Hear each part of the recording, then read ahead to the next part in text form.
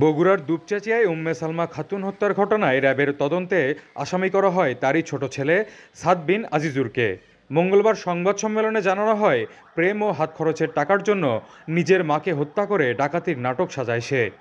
সাদ স্বীকার করে যে সে তার মাকে হত্যা করে। তবে শুক্রবার দুপুরে পুলিশের তদন্তে বেরিয়ে আসে নতুন তথ্য। পুলিশ বলছে, অনৈতিক কর্মকাণ্ডে বাধা ও বাসা ভাড়া বিরোধের জেরে বাড়ির ভাড়াটিয়া মাবিয়া খাতুন হত্যা করে গৃহবধূ উম্মে সালমা খাতুনকে। এ ঘটনায় মাবিয়া সহ ৩ জনকে গ্রেপ্তার করেছে পুলিশ। উদ্ধার করা হয় রাউটার। এছাড়া মাবিয়ার বাসা থেকে মেলে বাড়ির মালিক নিহত সালমার ফ্ল্যাটের চাবি। এই ঘটনায় নিহতের স্বজনেরা জানান, র্যাব সুষ্ঠু তদন্ত না করেই আসল অপরাধীদের বাদ দিয়েছে। সন্তানকে অভিযুক্ত করে মানহানিসহ দেশ বিদেশে মিথ্যা খবর ছড়িয়েছে, যা ক্ষমার অযোগ্য। রিমান্ডে থাকা ছোট ছেলে সাদের মুক্তির দাবিও জানান তারা। আমাদের কখনো এটা কল্পনাও করা কঠিন যে আমার নিজের ভাই, আমার মায়ের সবচেয়ে প্রিয়, সে এমন কাজ করতে পারে। আমরা চাই এটার সুষ্ঠু তদন্ত আরো হোক এবং সুষ্ঠু বিচার হোক। আমার ভাগনা যেহেতু কিছুই করেনি, তাকে নির্দোষ খালাস মুক্তি দেওয়া হোক। 7 মাস আগে বাসা ভাড়া নেন মাবিয়া খাতুন। গত 3 মাস ধরে ভাড়া পরিশোধ করেননি বলে জানান নিহতের স্বজনেরা। জজিফ হোসেন, ইন্ডিপেন্ডেন্ট নিউজ, বগুড়া।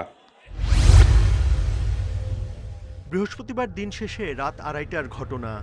রাজধানীর ধানমন্ডির 8/A রোডের এই 5তলা বাড়িতে প্রবেশ করে মুখে মাস্ক পরা 3 যুবক। তখন ঘুম থেকে উঠে নামাজের প্রস্তুতি নিচ্ছিলেন যুক্তরাজ্য প্রবাসী ডাক্তার AKM আব্দুর রশিদ। পরে 3 যুবক ডাক্তার আব্দুর রশিদ ও তার স্ত্রীকে জিম্মি করে।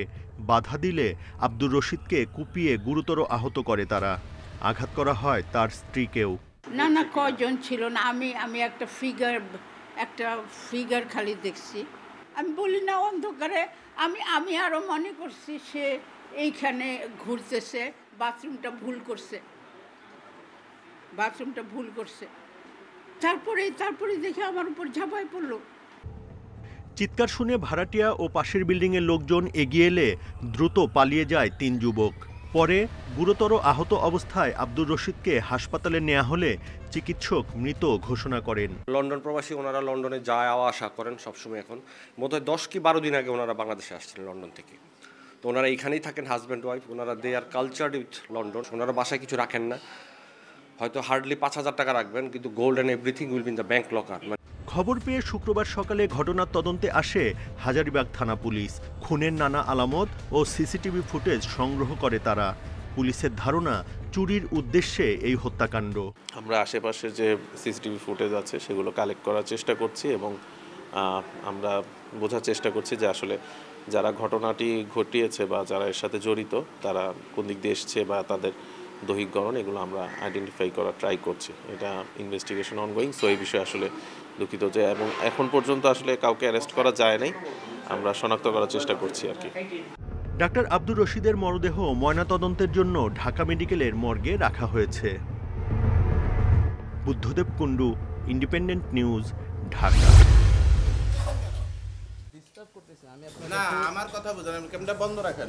ব্যাটারি চালিত রিকশার কারখানার ছবি সংগ্রহে গেলে এভাবেই বাধা দেন মিরপুরের রূপনগরের এক কারখানা মালিক। পরে অবশ্য কথা বলেন ক্যামেরার সামনে।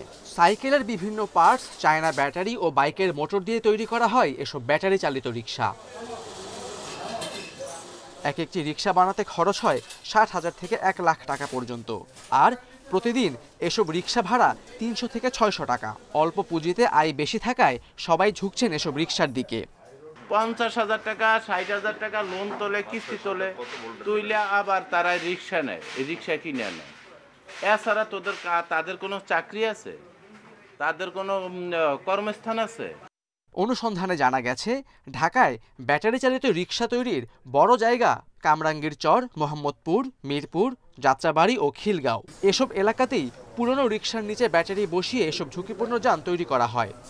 যেই মালিক এই অবৈধ যানটি তার গ্যারেজে রাখলো, তার বিরুদ্ধে ব্যবস্থা গ্রহণ করতে হবে। অপরদিকে সাইকেল পার্টস বা মোটরসাইকেল পার্টসের ডিক্লারেশন দিয়ে যেসব আমদানিকারক প্রতিষ্ঠান এসব গাড়ির যন্ত্রাংশগুলা আমদানি করে বেআইনিভাবে গাড়িগুলো তৈরি করছে, তাদের বিরুদ্ধে ব্যবস্থা নিতে হবে।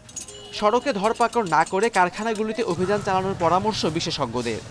এখানে আসলে অনেকগুলি অংশীজন আছে, স্টেক হোল্ডার আছে, সবাই যদি আসলে অ্যাক্টিভলি কাজ না করে এবং পরিকল্পনা যদি দীর্ঘমেয়াদী না হয়, আমরা দেখছি সমস্যা যখন জটিল হয়ে যাচ্ছে তখন আমরা এটা নিয়ে কথা বলছি, ততক্ষণে কিন্তু এটা আমাদের অনেকটা হাতের বাইরে চলে যাচ্ছে। অটোরিকশা শ্রমিক ইউনিয়নের তথ্য বলছে ঢাকায় প্রতিদিন অন্তত 1000 ব্যাটারি চালিত রিকশা নতুন করে তৈরি করা হচ্ছে। Khaled Raihan, independent news, Dhaka.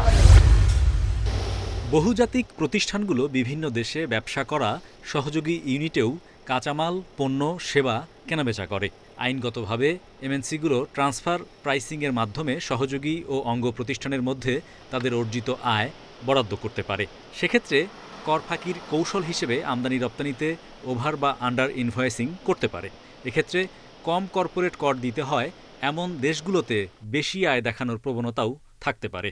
এসব অস্বচ্ছতা খুঁজে বের করে কর ফাঁকি রোধে 2012 সালে ট্রান্সফার প্রাইসিং বিধিমালা প্রণয়ন করা হয়।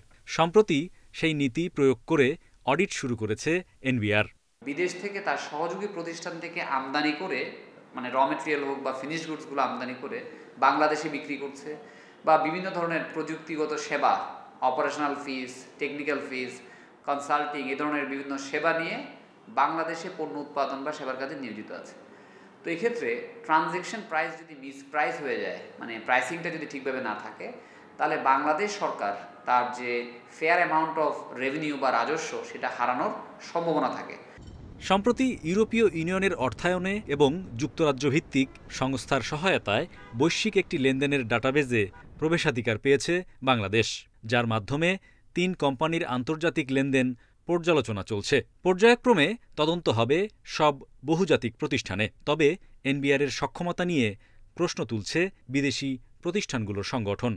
সক্ষমতা তৈরি করতে হবে এবং তার মাধ্যমে হয়তো ওনারা আরেকটু ইমপ্রুভ করবেন বিফোর এটাকে স্কেল আপ করার আগে। তো আমার আশা থাকবে এনবিআরের ওই ইনভেস্টমেন্ট থাকবে যাতে কোনো হয়রানি না হয় এবং ইন্টার না থাকে, যে আনডিউ প্রেশার যাতে না দেওয়া হয়। তো স্ট্যান্ডার্ড জেনারেল অডিট যেখানে ওনারা দেখবেন একটা কমপ্লায়েন্ট কিনা by the transfer price policy.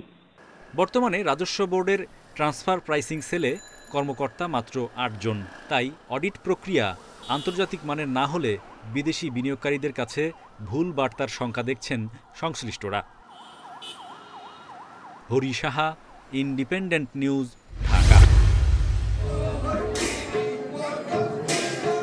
শুক্রবার সকালে মৌলভীবাজারের কমলগঞ্জের মাধবপুর জোড়া মণ্ডপের 3টি মন্দিরে শতাধিক মণিপুরী বালক কৃষ্ণরূপে রাখাল নৃত্য পরিবেশন করেন। বর্ণিল পোশাক আর বিভিন্ন অলঙ্কারে সেজে শ্রীকৃষ্ণের বাল্যকালের উপাখ্যান পরিবেশিত হয়। বাড়ি থেকে আসলাম, বন্ধুদের সাথে দেখা হলো, সবাই মিলে আড্ডা দিলাম, ঘুরবো একটু, আবার রাতে বের হবো। বিভিন্ন জায়গা থেকে অনেক মানুষজন আসছে, অনেক বড় করে এবার এটা আয়োজন করা হয়েছে।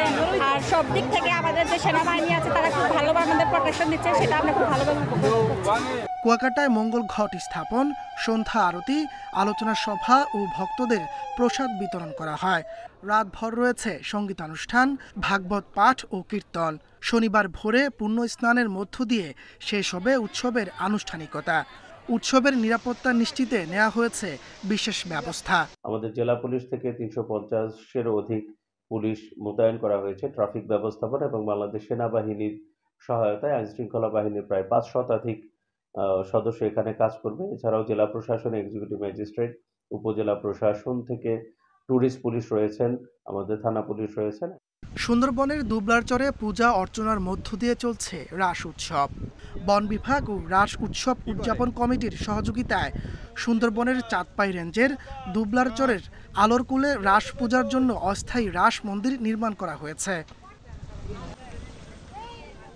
রাসলীলা উৎসবে যোগ দিতে প্রায় 8 থেকে 10,000 পুণ্যার্থী সমবেত হয়েছেন দুবলারচরে। তাপস সরকার, ইন্ডিপেন্ডেন্ট নিউজ।